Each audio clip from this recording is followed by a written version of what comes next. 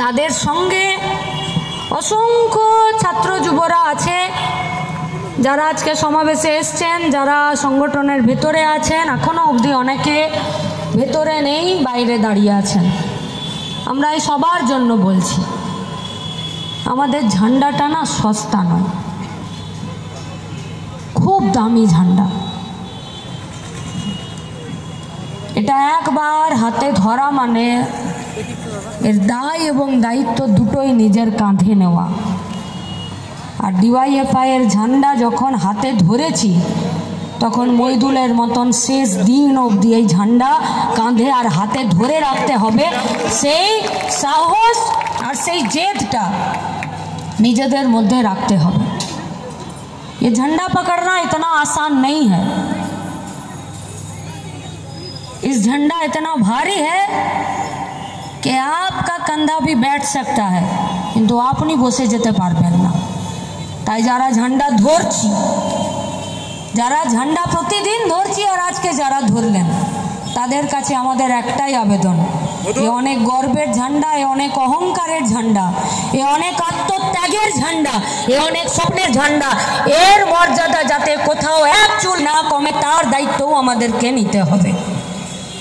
আজ 10ই মে আমাদের রাজ্য সম্মেলন মুর্শিদাবাদে, রায়গঞ্জে সম্মেলন হয়েছে, তার আগে ডানকুনিতে সম্মেলন হয়েছে, তার আগের সম্মেলনটা হয়েছিল মেদিনীপুরে। মেদিনীপুরের আমাদের এক comrade, local committee, unit committee, zonal কমিটির নেতা কমরেড গৌতম মিত্র, মেদিনীপুরের ঝাড়গ্রাম অবিভক্ত মেদিনীপুরের কথা নিশ্চয়ই আপনারা শুনেছেন, জানেন যে পশ্চিমবঙ্গে মানুষের বিচারে নির্বাচিত হওয়া একটি গণতান্ত্রিক বামপন্থী সরকারকে ফেলে দেওয়ার জন্যে পুরুলিয়ায় অস্ত্রবর্ষণ থেকে শুরু করে বান্দোয়ানের 2 জন বামপন্থী কর্মীকে পুড়িয়ে মারার থেকে শুরু করে এই গোটা মেদিনীপুর জুড়ে দিনে তৃণমূল আর রাতে মাওবাদী, আর আজকে যারা হনুমানপন্থী হয়েছে মানে বিজেপি হয়েছে, এরা সবাই মিলে একসাথে খুনের হত্যালীলা সেখানে শুরু করেছিল। সেরকমই একজন কমরেড ছিলেন কমরেড গৌতম মিত্র।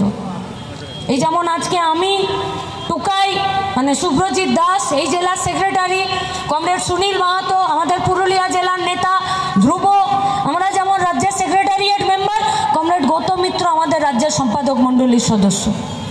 বাড়ির সামনে এরকমই মে মাসে আপাদ মস্তক তৃণমূল পিটিয়েছিল, হসপিটালে ভর্তি করা হলো। হসপিটাল বলল যে একে বাঁচানো মুশকিল আছে, একে কলকাতা নিয়ে যাও, এসএসকেএমে ভর্তি করা হলো। বাড়িতে স্ত্রী সন্তান। এই আজকের দিনে 10ই মে কমরেড গৌতম মিত্র মারা গেলেন, মারে তৃণমূলের।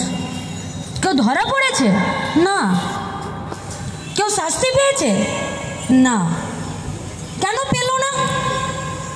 कोई किसी को पीट कर खून कर देगा, कातिल कर देगा, लेकिन किसी को सजा नहीं मिलेगा, ना पावे ना साजा। কেন পাবে না? আজই করেও তো পায়নি কেউ সাজা। পেয়েছে? পেয়েছে? গোটা দক্ষিণ দিনাজপুর জুড়ে সারের কালোবাজারি চলেছে, হ্যাঁ কি না? কেউ সাজা পেয়েছে? वीडियो को दिखाई नहीं देता? एक हिंदी फिल्म है, उसका नाम है वो 7 दिन, শুনেছেন? একটু যারা আমাদের বাপ কাকাদের বয়সী আছে তারা জানতে পারেন। वो 7 दिन অনিল কাপুর का फिल्म था। এখন আমরা ও 7 दिन বলছি, তো এখানে যারা আমাদের বাপ কাকাদের বয়সী আছে তারা অনিল কাপুরের ফিল্ম বলছে। আর আমরা যদি বলছি যে वो 7 दिन, তো শুভেন্দু বলছে আমি কি একা টাকা খেয়েছি নাকি? वो 7 দিনের সঙ্গে শুভেন্দু টাকা খাওয়ার কি সম্পর্ক কেউ বুঝতে পারছে না।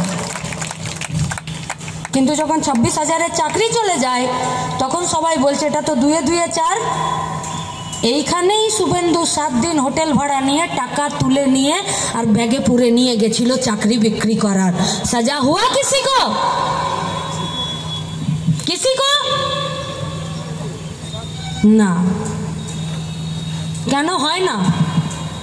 সরকার যখন অত্যাচারীদেরকে, খুনিদেরকে, ধর্ষকদেরকে, লম্পটদেরকে, চোরদেরকে, দুর্নীতিগ্রস্তদেরকে, দাঙ্গাবাজদেরকে শাস্তি দিতে চায় না, তখন শাস্তি পায় না, নইলে তো এত পুলিশ আছে। হিলির বর্ডারে তো এমনি এমনি ফেন্সি ডিল পাস হয়ে যায়, হয় না? পুলিশ বলছে গান্ধীজি চোখে দেখলে বাকি ফেন্সি ডিল দেখতে পাবো না। আচ্ছা, হিলির বর্ডারে আর কি কি পাস হয় না বলুন তো? ওভারলোডেড গাড়ি, ড্রাগস, গাঁজা। পুলিশ বলছে ও কথা মুখে আনতে নেই, কেন না দিদি মানা করে দিয়েছে। বললো তাহলে? বললো কালীর ঘাটে 25, আমাদের কাছে 75 থাকলেই সব মিটমাট। আমরা কোথায় যাব?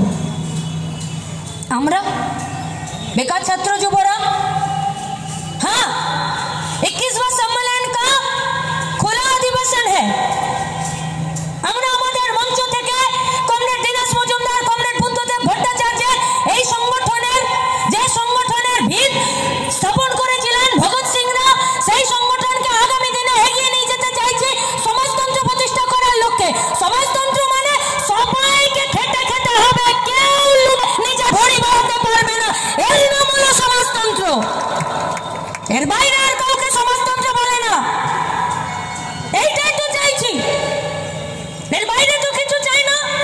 ঠিক যখন এখন সমাজতন্ত্রের লক্ষ্যে সাম্প্রদায়িকতার বিরুদ্ধে, সাম্রাজ্যবাদের বিরুদ্ধে ডিওয়াইএফআই দক্ষিণ দিনাজপুর জেলার 21তম সম্মেলন আর একটু পরে শুরু হতে চলেছে, তখন বর্ডারে ঝন্টু আলী শেখ, দীনেশ কুমাররা শহীদ হয়ে গেলেন।